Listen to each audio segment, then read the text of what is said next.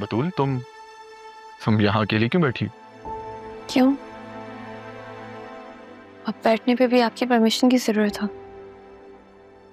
नहीं, मेरा वो मतलब नहीं था। ये पूरा घर आप ही का है, जहाँ दिल चाहे बैठे।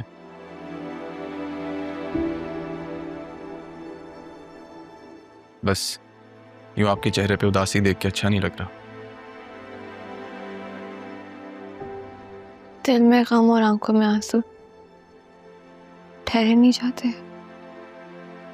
समझ सकता हूं मैं, लेकिन पता है, फरेब तो समझो एक साया है।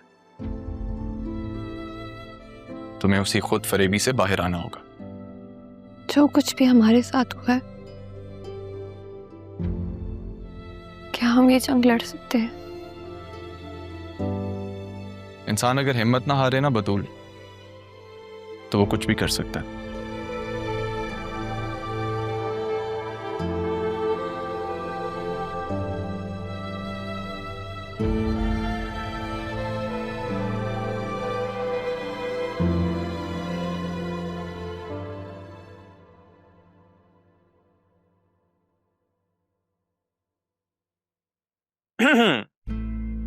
अरे सर आप, sorry sir, I mean Shah Jahan.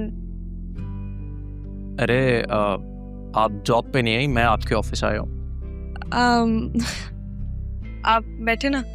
मैं बैठने नहीं आया, मैं आपको लेने आया हूँ। चलें, लेट्स गो। कहाँ? मैं लंच पे जाना था ना। हाँ लेकिन मैं नहीं जा सकती, वो बहुत काम है ऑफिस में। आज मेरा पहला दिन है ना। याद रखो, खुद पे इतना बोझ डालो जितना सह सकती हो। खुद को ओवरलोड करने की जरूरत नहीं है। अभी लंच का टाइम हो रहा है, सो लेट्स जस्ट गो। हाँ लेकिन सूरत हाल बहुत बुरी है ना ऑफिस की, क्या करूँ? खुद को स्ट्रांग करोगी तो ही तो हालात का मुकाबला कर सकोगी। ऐसे थोड़ी होगा, एक दिन में थोड़ी इनकलाब आता है। चलो अब लेट्स गो। अब वो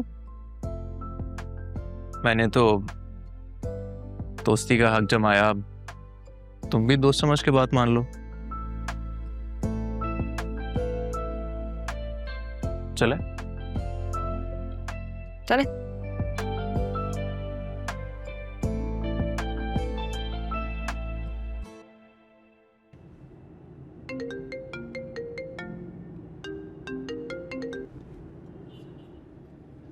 किसकी कॉल आ रही है?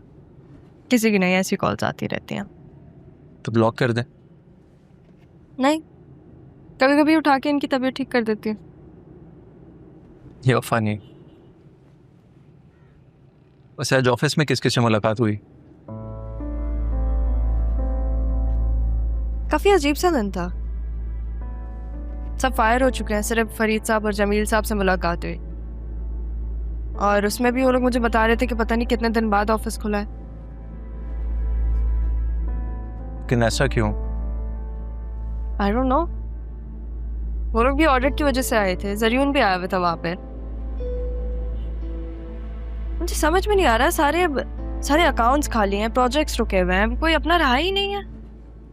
ये बात तो आपने गलत कर दी। कौन सी बात?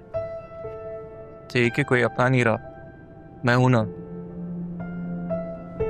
हर कदम हर महाज पे आपके साथ कदम से कदम मिलाकर रहूंगा हमेशा। Thank you. लेकिन सबसे पहले हमें पता लगाना है कि ये सब कर कौन रहा है।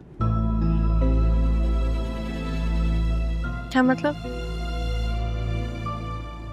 सीईओ बनने के लिए सिर्फ नवासी होना जरूरी नहीं होता, दिमाग का होना भी जरूरी होता है। पता लगाना पड़ेगा कि आखिर ये सब कर कौन रहा है। तुमने कहा था कि जरियून भी ऑफिस आया था, उसे कैसे पता चला कि ऑफिस बंद था और वो वहां क्या करने आया था?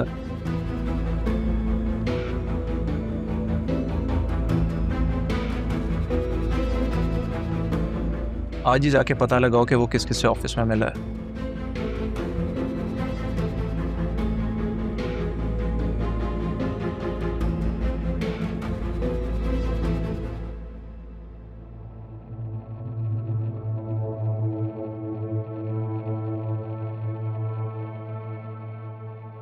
नहीं जरियून,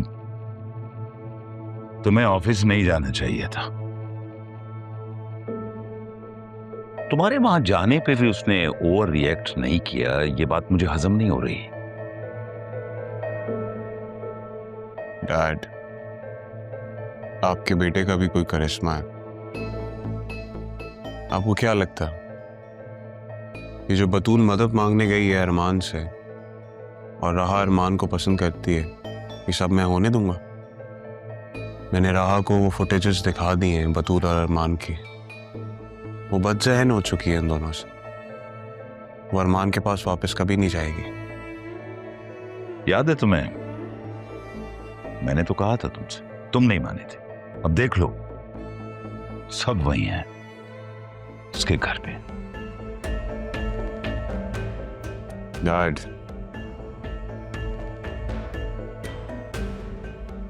राहा की शादी मुझसे होगी, आप भी देख लीजिएगा।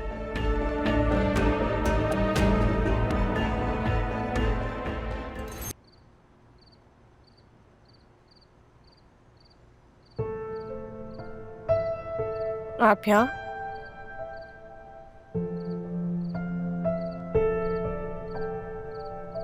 ये क्या है? खाना। लेकिन रोज तो मैं नॉर्मली खुद ही ले लेती हूँ खाना। माफी मांगने के लिए मेरे पास कोई बहाना तो होना जरूरी था ना। माफी? किस लिए? मेरे इतने बुरे सलूक के बावजूद तुमने मेरे साथ अच्छाई की, नेकी की। सिद्रा को बुरे रास्ते पर चलने से बचाया, बुरे लोगों से बचाया, प्यार से समझाया। सिद्रा आपकी बेटी है, लेकिन मेरा और उसका खून का रिश्ता। बहन है वो मेरी। उसने कभी ऐसा नहीं समझा। क्योंकि आपने समझाया ही नहीं। ठीक कह रही हो तुम, मुझे खुद ही समझ में नहीं आया। छोटी उम्र में खाला ने आंखों में कबीर की मोहब्बत के ख्वाब सजाए थे, लेकिन उसे तारा से मोहब्बत हो गई थी। मेरी एक तरफा मोहब्बत के बीच में किसी का आ जाना मेरे दिल का जख्म बन गया था। लेकिन इसमें मेरा और मेरी माँ का क्या कसूर था?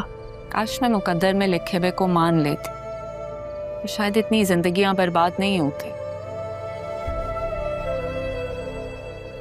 लेकिन मुझे एक बात समझ में आ गई है, तुम्हारा यहाँ आना कुदरत की तरफ से बहुत जरूरी था।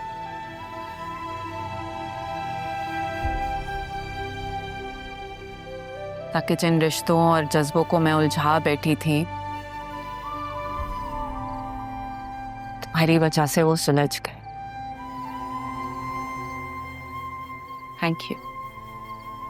थैंक यू बेटा, थैंक यू।